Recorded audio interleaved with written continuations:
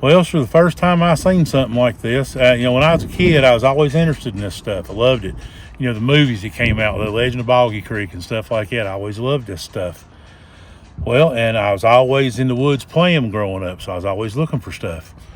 Well, one day back in about 1976 when I was 13, the land that my family lives on, we've been there since the 1760s. We are blessed. We own from the road in front of the house to the top of the mountain behind us. And one day I was out there in my backyard playing, and I looked up in the pasture. There's an old cabin up there my great-granddaddy built. My horse was acting really strange, very skittish, And I'm watching her, and I thought, well, I better go check her, make sure she might have gotten the fence, got cut. Snake might have bit her, it's hard to tell. So I walked up there and checked her to make sure she wouldn't have a wound or something. She was okay, but like I say, she was still very skittish. So I thought, well, maybe there's a bear come down out of the woods or something. There's a lot of bears up in that country. So I walked around the cabin to look around, and there was a metal pipe in the ground that came from a spring box way up in the holler to carry water down to the cabin. Something had ripped it up out of the ground. And there was a partial track there in the dirt. I couldn't tell what it was. The closest thing I could compare it to was a bear track, but it wasn't a bear track. I know that. But that's the closest thing I could consider it to look like. And there was a buddy of mine with me, and we tried to push that pipe back down. We couldn't get it close to where it belonged. And so we're looking around, and I can see whatever has done this. I can see the tracks where it went into the leaves, went around the woodshed up into the mountain out of the pasture. I said, well, let's track this thing a little way, see what this is. So we went around through there, crawled through the barbed wire fence, and started up in the mountain. And the first thing I noticed, I had a full-grown German Shepherd at that time. He protected me. He stayed right by my side. I got about 15, 20 feet away from the fence. I realized he wasn't beside me. I turned around and looked back. He was at the barbed wire fence walking back and forth, pacing and whining. He wouldn't come through the fence. And I said, wow, that's unusual. I said, Prince, what's the matter with you? And about that time, I felt the hair on the back of my neck raise up. I knew something was looking at me. And I turned around real slow, and standing about 30 foot away was this creature. The one I seen was only about 6 foot tall. I guess it was a juvenile, but it was covered with dark hair from head to toe. I couldn't make out the facial features because it was standing beside a pine tree, and the shadows was kind of blocking its face. It just stood there. It didn't make a move. It didn't make a sound. And a lot of people report that really bad smell sometimes. It didn't smell anything. And I'll be honest, it scared me. 13 years old, it scared me. I finally seen it, and it scared me. I took off running for the house, and I may have run through the barbed wire. I don't remember now, to be honest. But coming off that mountain, Jesse Owens couldn't have caught me that day. I got down to my granddaddy's house, come running around the corner of the house hollering, and he said, what's the matter with you, boy? And I said, there's something up on the mountain. I don't know what it is. I said, I'm going to get my deer rifle and go back up there. He says, you sit down here, you ain't going nowhere. Well, you know how it was back in them days. You didn't argue with granddaddy. And, I always wondered why he didn't. I guess he didn't want me running up there with a darn gun, maybe shooting somebody. But I got to thinking, my granddad was born in that place, 1911.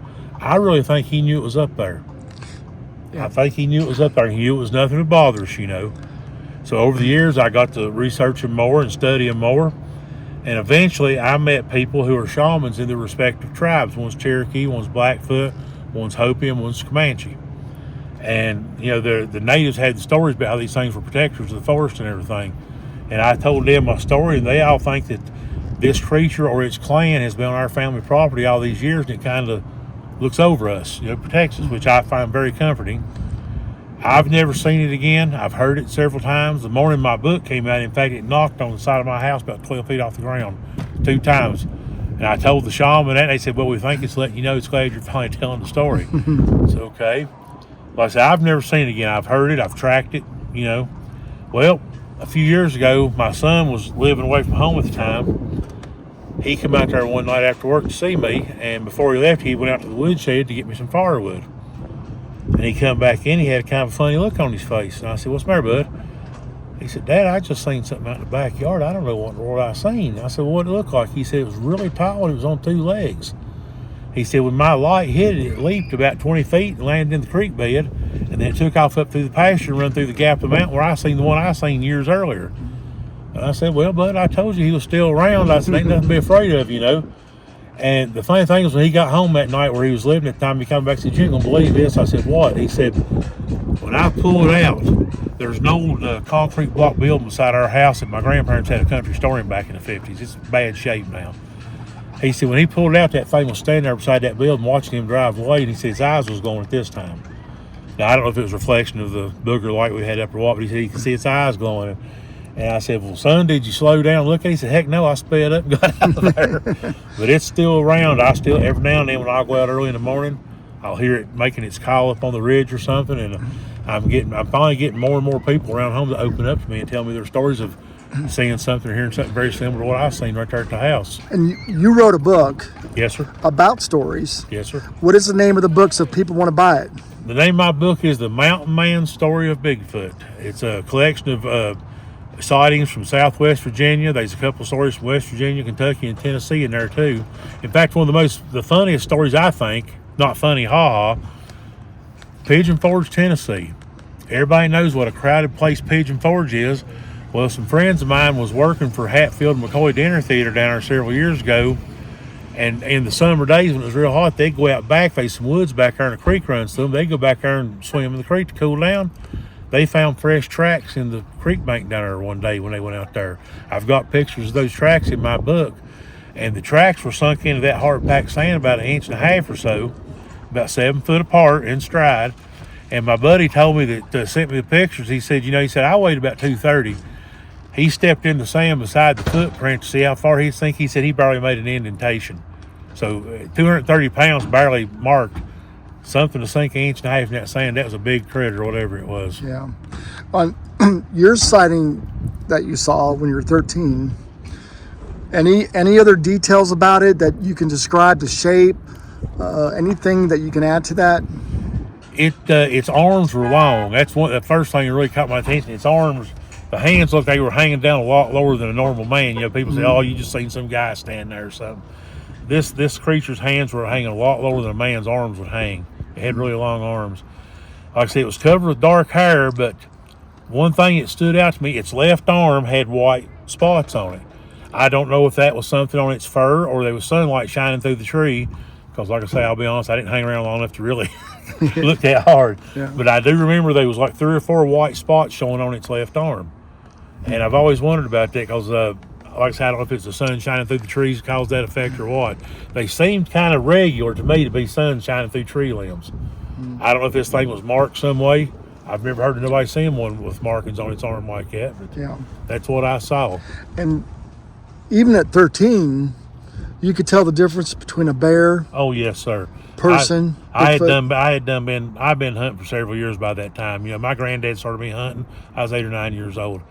This was not a bear. I know what bears look like. They're all over the place down home. If this was a man, he had dark hair covering his body from head to toe. And I don't know anybody like that back home.